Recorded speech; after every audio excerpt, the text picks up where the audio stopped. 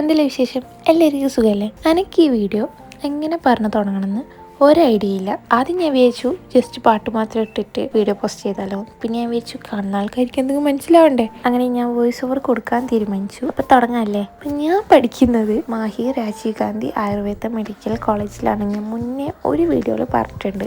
അവിടെ ഞാൻ പഠിക്കുന്നത് പഞ്ചകർമ്മ തെറാപ്പി കോഴ്സാണ്. ആയുർവേദത്തിലെ ഒരു മെയിൻ പാർട്ടാണ് പഞ്ചകർമ്മ തെറാപ്പി. അപ്പോൾ കോളേജിൽ പഞ്ചകർമ്മയ്ക്ക് വേണ്ടി മാത്രമായിട്ട് ഒരു പുതിയ ബിൽഡിംഗ് വരുന്നുണ്ട്. ഇന്ന് അതിൻ്റെ തറക്കല്ലിടിയിലാണ്.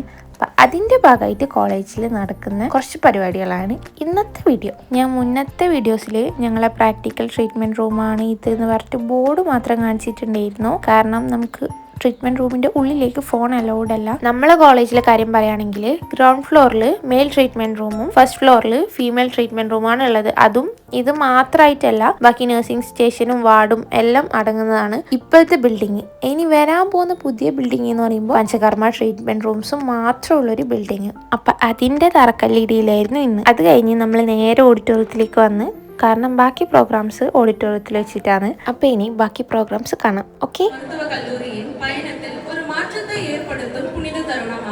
மிகுந்த பக்தியுடனும் உறுதியுடனும் நம் புதிய OPD மற்றும் பஞ்சகர்மா பிசியோதெரபி பிரிவுகளில் Now we request to stand up to give a warm welcome to our respected dignitaries.